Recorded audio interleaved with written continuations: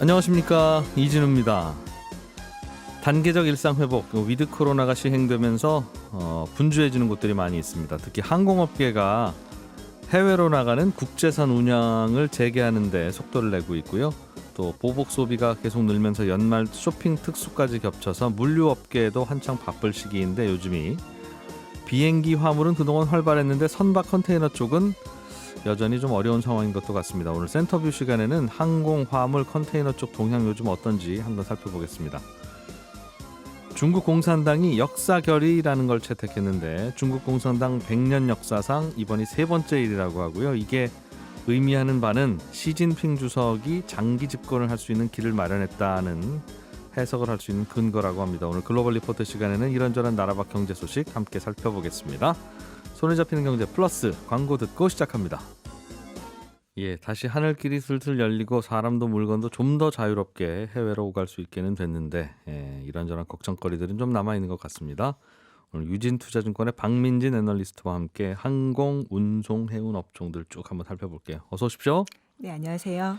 이제 비행기가 과거에 비해서 비슷하게 해외로 나가기 시작한 겁니까? 아니면 여전히 좀 덜 나가는 거예요? 국제선이 얼마나 운행을 시작했습니까? 네, 이제 막 시작 단계라고 보시면 될 것 같아요. 예. 네, 대한항공이 이제 정기편을 이제 운항 재개하기 시작한 게 바로 이 11월 달부터입니다. 네, 최근에 이제 하와이나 뭐 시드니 뭐 이런 일부 지역들에 이제 운항을 재개를 했고요.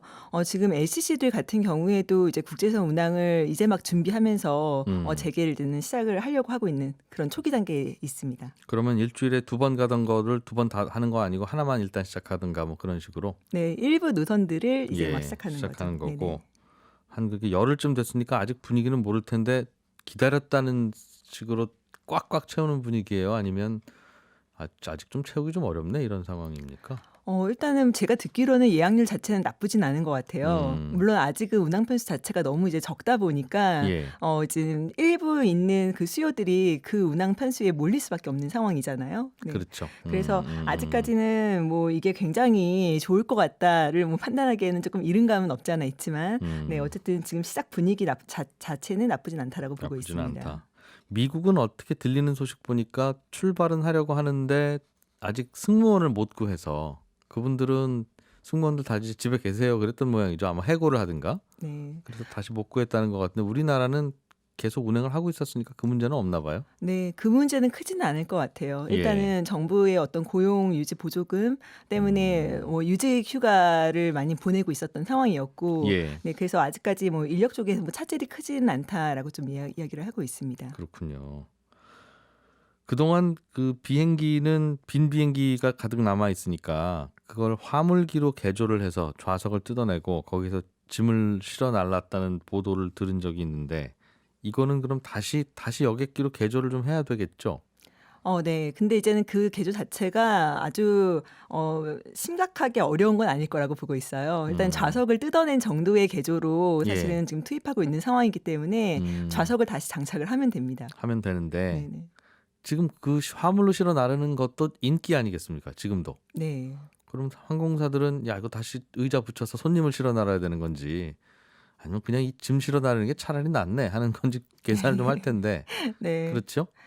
여객 수요가 이제 충분히 회복이 되면 아마도 이제 그 고민을 하게 될 텐데요.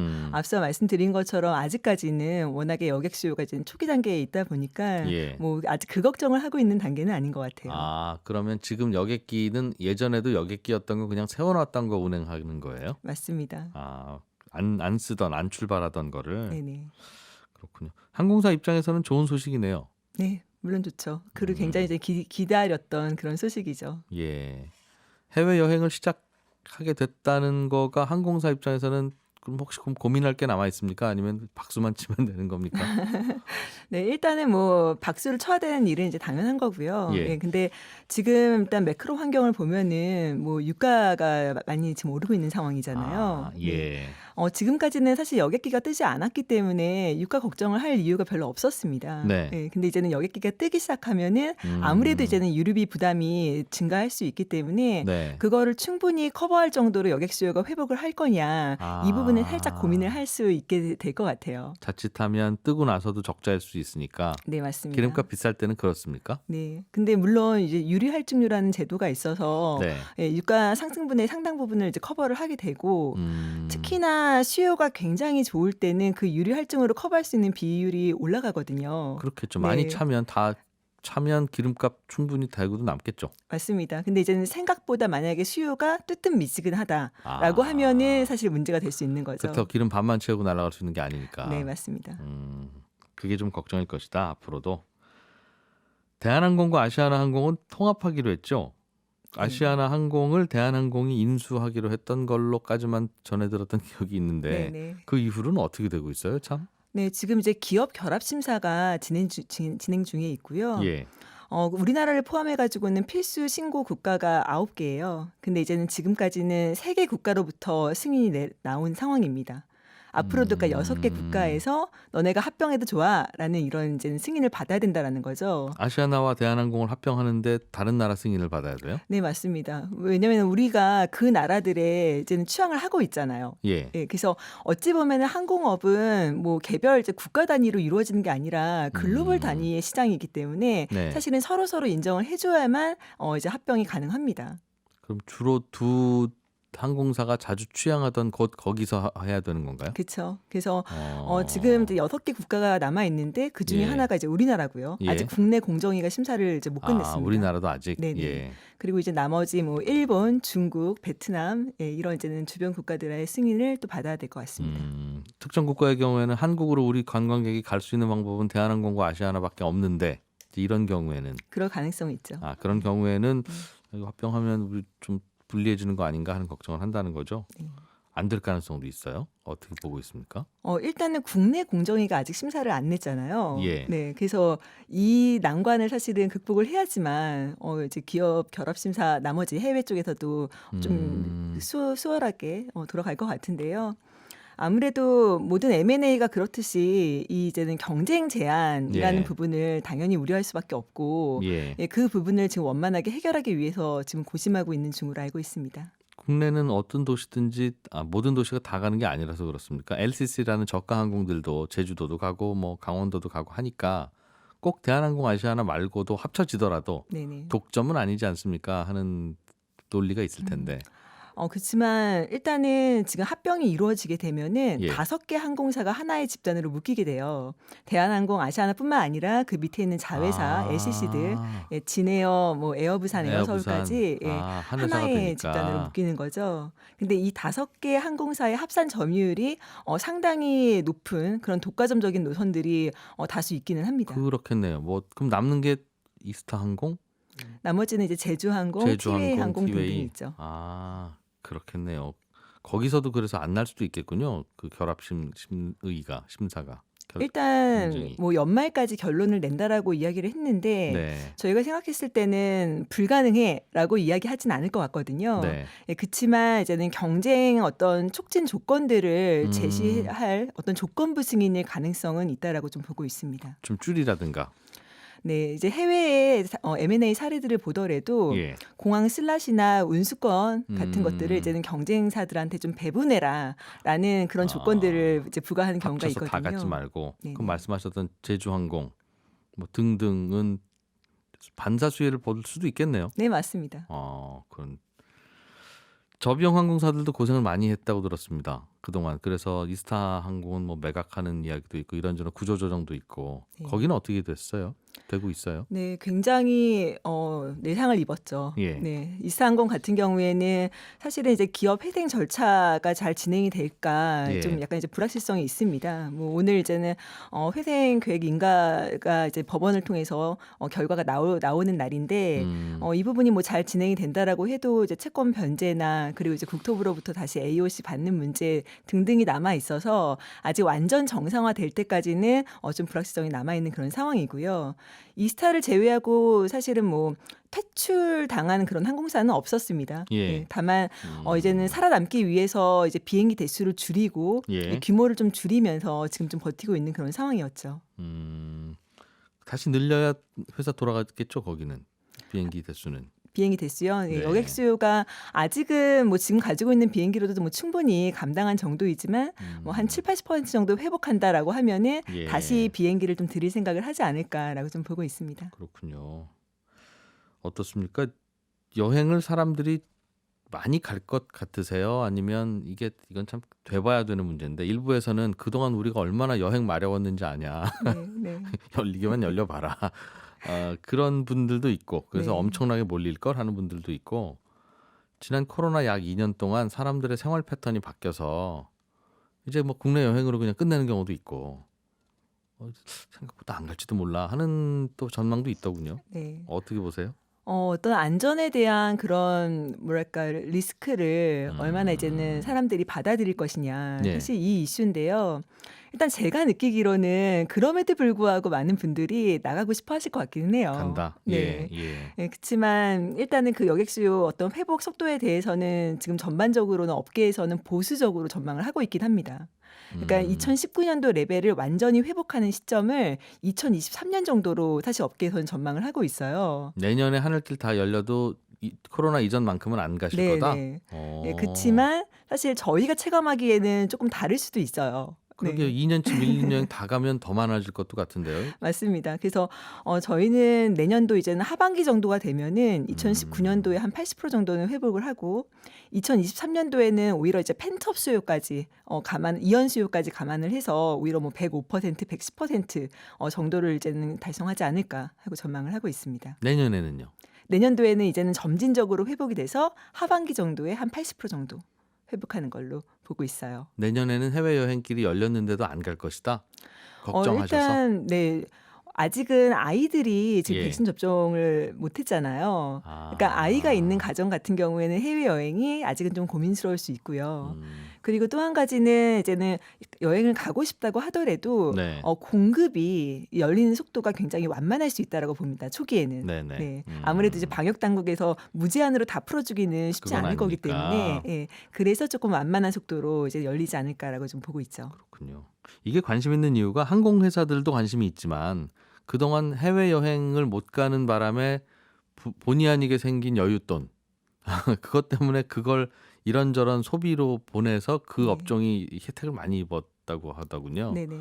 그러니 이제 그건 또 반대로 돌 거 아니겠습니까? 맞습니다. 그래서 다들 해외로 나가기 시작하면 이제 상대적으로 소외받거나 피해받는 업종도 있을 거라서 네. 얼마나 빨리 그 수요가 이전하느냐가 관심거리인데 생각보다 그렇게 막 본물 터지듯 갈 것 같지는 않다는 게 업계의 생각이군요. 네, 업계의 생각은 이제 그런데요. 네. 실제로 사실 사람들의 마음이 변하고 하는 것들은 또 한순간일 수 있기 때문에 뭐 여러 가지 변수가 있다라고 보고 있고요.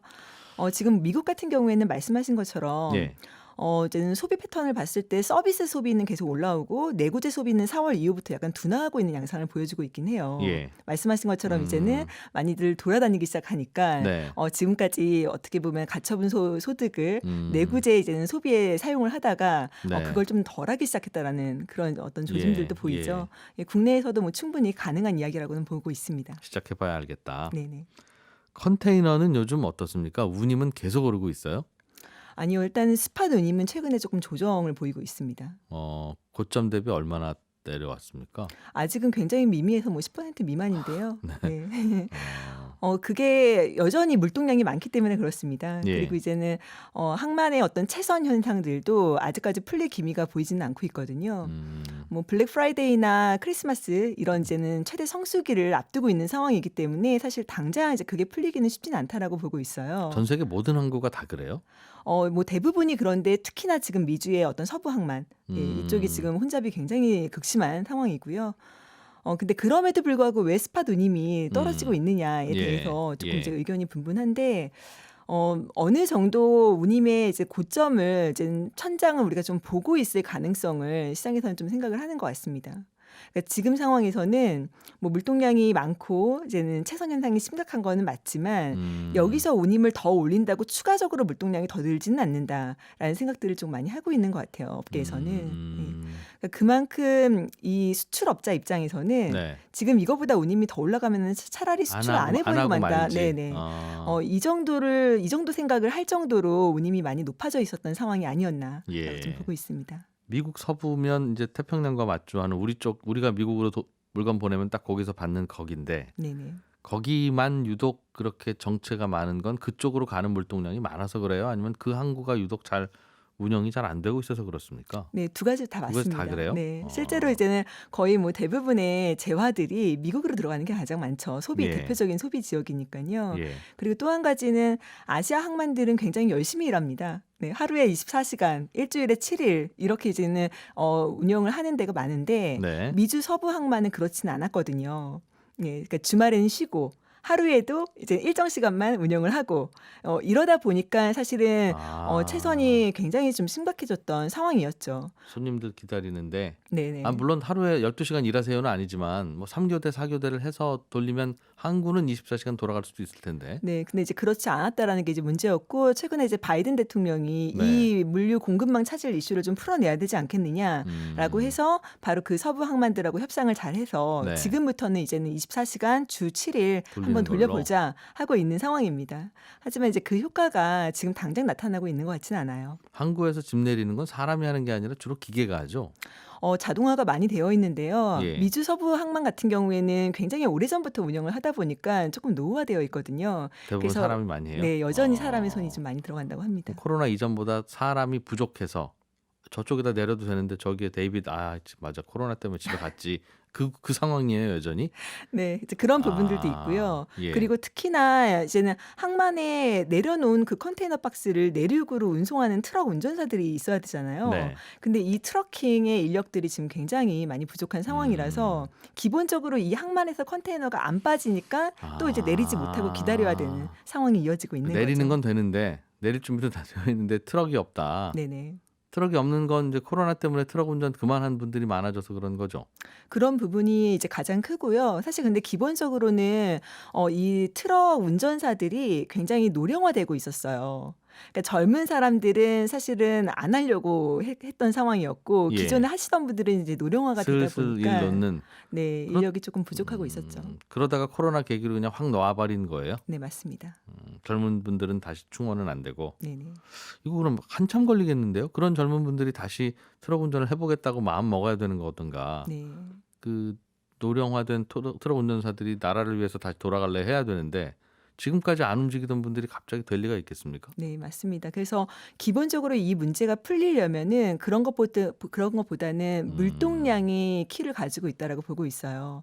지금은 물동량 자체가 너무 급증해 있는 상황이잖아요. 평년 대비해서. 예. 이 물동량이 만약에 정상화가 되면은 모든 시스템이 또 정상화가 될 가능성이 높죠. 하지만 앞서 말씀드린 것처럼 물동량이 조금 안정화되기까지는 좀 시간은 걸릴 거다라고 보고 있습니다. 그건 이제 짐을 좀 덜 보내야 된다 그런 네네. 뜻입니까? 경기가 살아나고 하는데 좀 어떻게 덜 보내요 그거를? 앞서 말씀드린 것처럼 이제 사람들이 서비스 소비에 집중을 하고 약간 내구재 소비를 덜 할 수 있으니까요. 지금 가는 짐이 코로나 이전보다 더 많은 상태니까. 네네. 알겠습니다. 쭉 항공업종, 화물, 뭐 물류, 컨테이너 등등 다 알려주셨는데 상황은 이게 이제 상장 회사들도 많이 얽혀 있다 보니까 투자를 어디다 좀 하면 뭔가 한 발 빠른 투자가 되나 하는 생각도 할 거고 여러 고민이 있는데 많이 물어보시죠 주변에서. 네, 뭐 사면 맞습니다. 되냐고 뭐라고 조언해 주십니까? 일단은 운송 업종은 굉장히 경기 민감 업종입니다. 예. 그래서 경기가 좋아질 것 같다라고 할 때 가장 이제 주목을 많이 받을 수밖에 없고요. 그리고 또 한 가지 특징은 이제 고정비 비중이 높은 비즈니스다 보니까 이제는 외형이 조금 움직였을 때 이익 레버리지가 정말 큽니다. 그러니까 운임이 1%포인트 움직일 때 사실 그게 이익에 미치는 영향은 훨씬 더 크다라는 거죠. 그렇겠죠. 예. 그래서 이제 운임의 변동성을 잘 봐야 되는데요. 이미 운임이 너무 많이 올라서 이제 내려가는 것밖에 없다라고 하는 부분도 있고 컨테이너는 네, 앞으로 운임이 조금 더 올라갈 수도 있을 것 같다라고 생각이 되는 부분도 있거든요. 아무래도 이제 후자 쪽에 좀 집중을 하셔야 될 것 같고요. 어디 운임이 올라갈 것 같아요? 저는 이제는 항공 쪽이 뭐 아까 말씀드린 것처럼 여객이 이제 시작도 안 했거든요. 네. 예, 시작하고 나면은 얼마나 이제는 운임이 좋을지 사실 아직까지는 가늠하기엔 좀 이른 시점이고 예, 그게 이익에 미치는 어떤 레버리지를 판단하기에는 아직은 일러요. 그러니까 꿈이 있다는 거죠. 그게 아직 주가에는 반영이 덜 든 것 같다. 네, 맞습니다. 알겠습니다. 이제 컨테이너선 그만 보고 항공업종을 좀 들여다보자 하는 조언이었어요. 유진투자증권의 박민진 애널리스트였습니다. 고맙습니다. 네, 감사합니다. 바쁘게 살다 보면 놓치기 쉬운 나라 밖 경제 소식을 모아서 살펴보는 글로벌 리포트 시간입니다. 오늘도 해담경제연구소 어예진 소장님이 나오셨습니다. 어서 오세요. 안녕하세요. 중국이 어제 네. 저도 어제 밤에 뉴스 보다가 와 저런 걸 하는구나 싶은 걸 새삼 봤는데 역사결의라는 걸 채택했다고요? 네. 예. 어제 중국 6중 전후에서 의결된 이 역사 결의가 있는데 이걸 요약하면요. 예. 중국이 그동안 많은 어려움 속에서도 시진핑 국가주석 덕분에 잘 해냈다. 예. 시진핑 주석의 리더십이 중국의 위대한 부흥을 위한 열쇠다. 뭐 이런 내용입니다. 예. 이 내용을 발표한 게 왜 중요하냐면 내용 그 자체보다는 이런 내용이 중국 공산당 회의에서 채택됐다는 게 시진핑의 그 사면임이 점점 더 구체화됐다는 의미가 있죠. 지금 주석이 시진핑이잖아요. 네. 시진핑이 주석이니까 시진핑이 위대하다는 결의를 채택하고 발표하는 거야. 그럴 수 있는데 네. 그냥 자화자찬한 거랑 뭐가 다릅니까? 그리고 뭐 다른 나라들 다 그렇잖아요. 그런데 이 예. 중국이 시진핑이 국가 주석이긴 한데 의외로 시진핑 국가 주석의 1인 체제가 아니라 집단 지도 체제여서 시진핑도 마음대로 모든 걸 결정할 수는 없습니다. 어제 발표한 그 자신의 자화자찬을 1945년 마오쩌둥과 1982년 덩샤오핑 네. 이렇게 중국의 역사상 두 번밖에 없었던 역사 결의라는 형식으로 채택할 수 있었다는 것 자체가 이제 시진핑을 아무도 못 건드리는 상황이 점점 되어가고 있다. 이걸 방증하는 거라서 의미가 있죠. 그것도 만만한 게 아니다. 이거 네. 하는 것도 원래 아무나 이런 거 못한다 이거죠. 중국에서도. 그렇죠. 안 그래도 지금 중국이 내년에 시진핑이 다시 또 주석이 되느냐를 놓고 논란이 있다고 하던데 네. 중국은 뭐 대통령 선거를 언제 하는, 얼마나 자주 하는 거고 몇 번까지 할 수 있는 거야? 이거 잘 모르겠어요.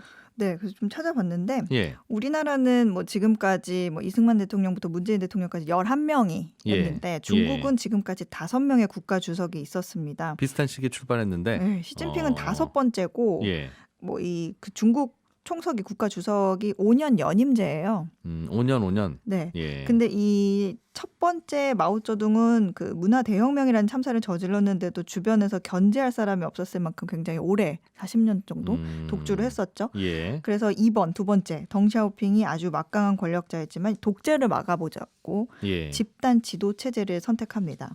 마오쩌둥처럼 독재자가 나오면 중국 큰일 난다. 그래서 상하이방, 뭐 공청당, 태자당 이런 이 세 집단을 키워서 서로 견제하게끔 하거든요. 예. 그래서 그때부터 지도자를 뽑을 때는 이 세 가지 세력이 모여서 회의를 하고 합의가 되면 그 사람이 주석이 되는 겁니다. 그럼 1번 마오쩌둥, 2번 덩샤오핑 다음이 누구였죠, 그럼? 장쩌민이었죠.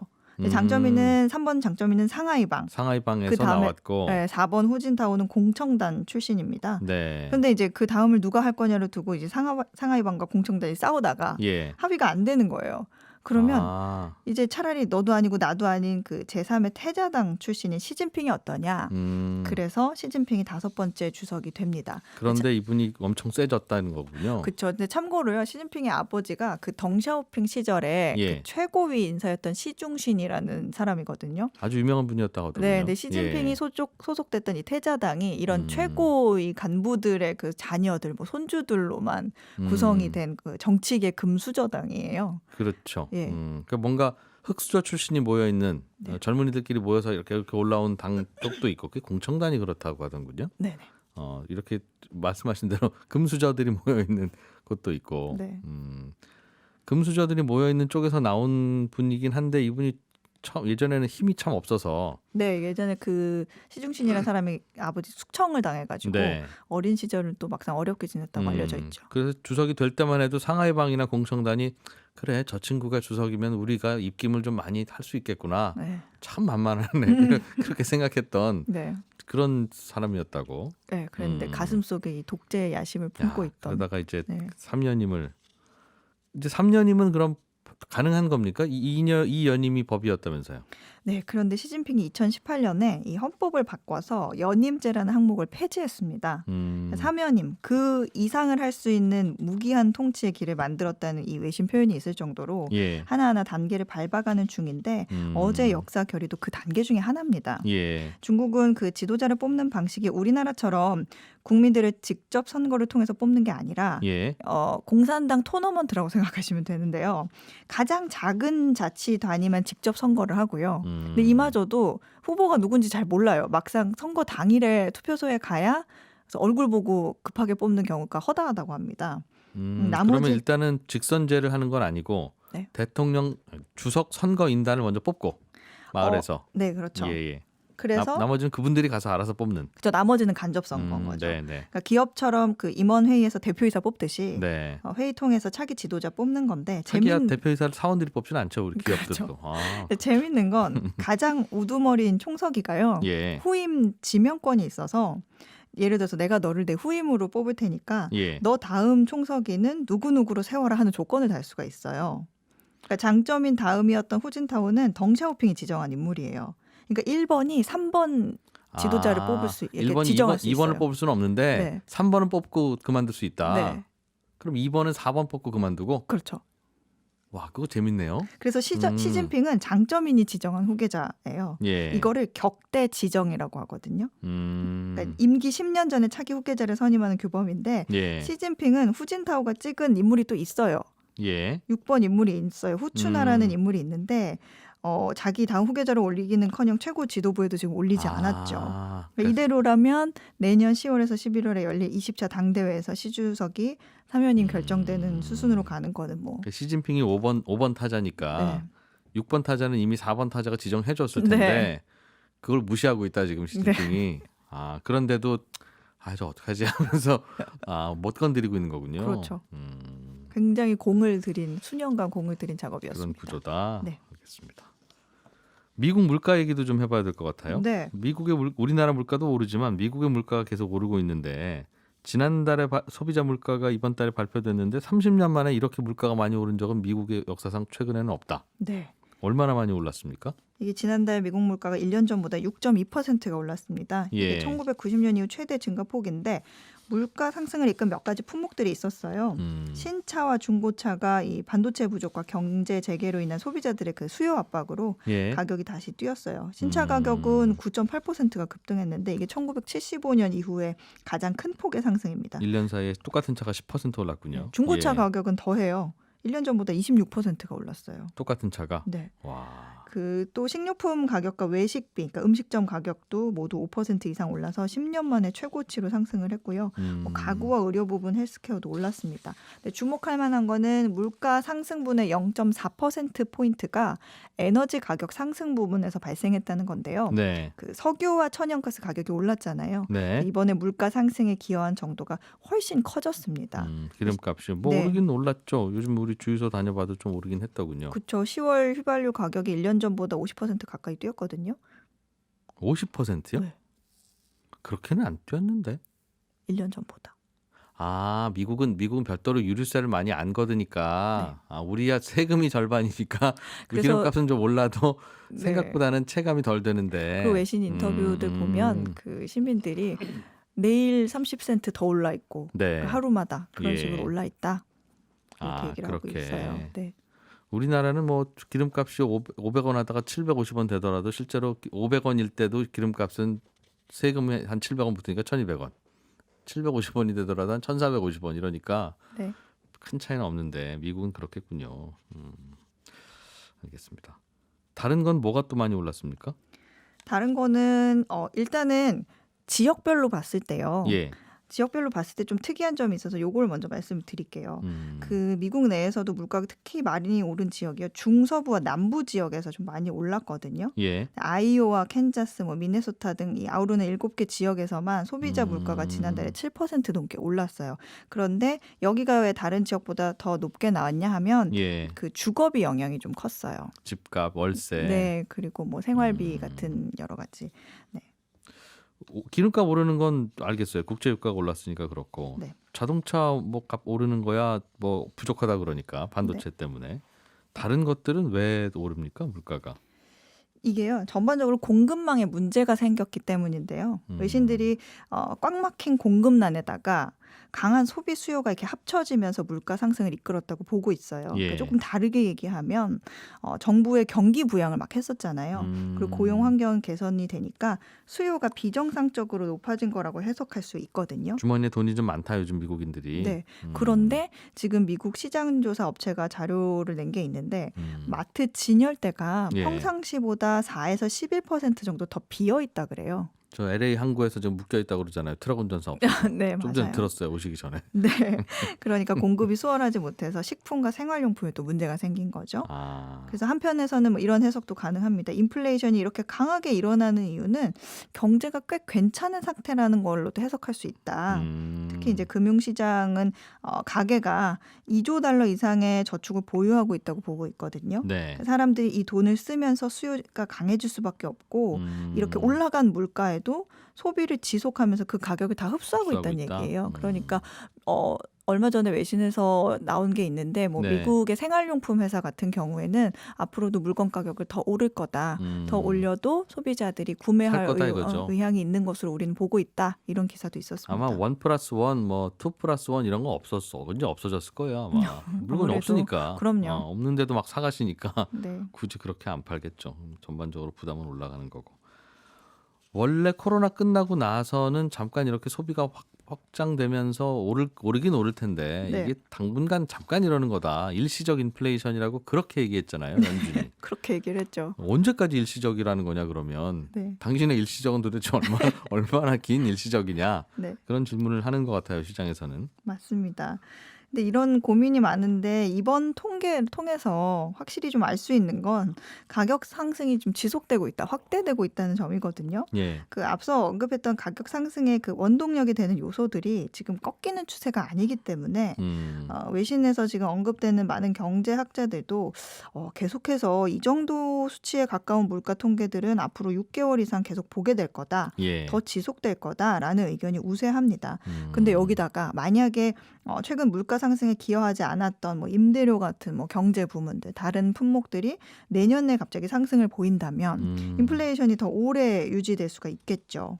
그러니까 이렇다 보니까 연준도 자세를 좀 낮췄어요. 예. 얼마 전까지 인플레이션이 일시적일 거라고 확신을 했는데 지난주에 인플레가 내년까지 지속될 것으로 예상한다 이렇게 말을 했습니다. 금융시장에서도 연준 금리 인상 가능성이 높아졌다고 보고 채권 금리를 올렸거든요. 예. 116 골드만삭스가요. 원래 2023년까지 연준이 기다릴 거다. 금리 안 올릴 거다. 네, 이렇게 예상했는데 내년 내후년까지도. 네. 근데 예. 지금은 내년 7월 이후 2차례 금리를 올릴 거다 이렇게 전망을 바꿨어요. 바이든 대통령도 지금 굉장히 마음이 급합니다. 내년에 중간 선거 있거든요. 예. 근데 이게 대통령 임기 중에 중간 평가라고 보는 만큼 굉장히 중요한 선거예요. 네. 그런데 이렇게 물가가 올라 버리면 지지율에 문제가 생기니까 예. 이걸 앞두고 이제 방어 태세를 취하고 있는데 어제 연설을 통해서 인플레이션 추세를 뒤집는 게 나에게는 최우선의 과제다 이런 표현을 썼어요. 그래서 앞으로 바이든 행정부에서 물가를 잡기 위해서 좀 상당히 신경을 쓸 것으로 보입니다. 물가 좀 낮출 방법이 있긴 있는데요. 중국산 뭘까요? 제품에 지금 관세 엄청 물리고 있는 거. 네. 그거 좀 풀어주면 되는데. 그게 또 모르겠습니다. 하기에는 또 그건 정치적으로 그러기에는 또 엮였기 중국이 좀 때문에. 밉고. 그렇군요. 미국에서 비트코인 ATM 기계가 점점 많아지고 있다. 네. 이게 뭔지도 좀 궁금하고. 그런데 범죄자들이 이거 잘 이용한다는 얘기도 같이 있네요. 네, 맞아요. 뭐예요? 비트코인 ATM 기기? 이게 정말 그 ATM 기계 같이 생겼는데 예. 그 돈 현금을 넣으면 이렇게 버튼 하나로 비트코인이나 뭐 이더리움 같은 가상화폐를 살 수가 있고요. 네. 아니면은 반대로 현금을 출금을 할 수가 있어요. 비트코인이 있으면? 네. 그러니까 최근 몇 년 동안 이 미국 내 비트코인 ATM 설치가 급증을 했거든요. 예. 우리가 잘 많이 들어본 월마트도 매장 내에 적극적으로 설치를 시작했는데 편의점에서도 쉽게 찾을 수 있고요. 현재 미국에서만 약 2만 6천 대가 각 지역에 있는데 지난해 1월에 4,200대 수준에서 지금 거의 뭐 6배 넘게 급증한 겁니다. 그냥 ATM으로 쓰면 되는데 네. 통장에서 돈 뽑는 게 ATM이잖아요. 네. 그 통장을 은행 통장에 있는 돈을 뽑다가 이제는 암호화폐 지갑에 있는 거를 뽑는다 그 차이군요. 그렇죠. 이 기계가요. 근데 문제가 현금을 이용해서 아까 말씀드린 것처럼 비트코인이나 다른 가상화폐를 버튼 몇 번으로 쉽게 살 수 있는데 네. 그러니까 구매자의 암호 지갑으로 보내지는 방식이거든요.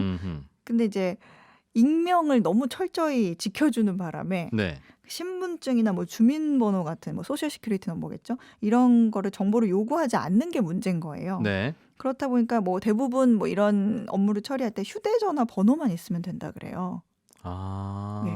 그렇기 때문에 마약 밀매, 돈 세탁, 피싱 같은 범죄에 아주 잘 사용되고 있다고 합니다. 뭐 피싱 같은 거는 QR 코드를 이렇게 딱 찍으면 네. 그 전화를 피싱을 하고 있는 사람의 그 지갑으로 쑥 갈 수 있게도 될 수 있다 그래요. 그럼 미국으로 제가 비트코인을 보내면 네. 현지에서 계속 현금 달러를 찾을 수 있다는 거예요? 있죠. 와. 그러면 미국으로 돈 보낼 때 왜 굳이 외환 당국에 신고를 합니까? 또 지금 이게 문제라는 거예요. 그래서 이런 부분을 개선하고자 이걸 공정위가 잡아냈는데 네. 개선하고자 이제 은행과 비트코인 ATM 조직, 뭐 블록체인 회사 등이 이제 컨소시엄을 꾸려가지고 대안을 고민하고 있고 야. 일부 주에서는 이거 디지털 자산 활동 규제하는 법안이 지금 의회에 계류가 돼 있는 중입니다. 이게 뭐 어디 조그만 거 벽에다 붙여놓는 것도 아니고 네. ATM 기기면 여기저기 클 텐데 네. 이거 그냥 미국에는 그냥 하나 봐요. 설치 하나 봐요. 만들고. 네. 우리는 보통 이런 사업할 때 이거 괜찮은가? 당국한테 물어보고 그러는데. 그렇죠. 아, 이게 참. 잘 들었습니다. 재밌네요. 해담경제연구소 어예진 소장과 함께했습니다. 고맙습니다. 감사합니다. 예, 점심들 맛있게 드시고요. 저는 이제 이번 주 순서가 모두 마무리가 돼서 다음 주 월요일 아침 8시 30분에 또 인사드리겠습니다. 손에 잡히는 경제는 하루에 2번 8시 30분, 11시 5분 2번 인사드리고요. 저는 월요일 8시 30분에 또 찾아오겠습니다. 이진우였습니다. 고맙습니다.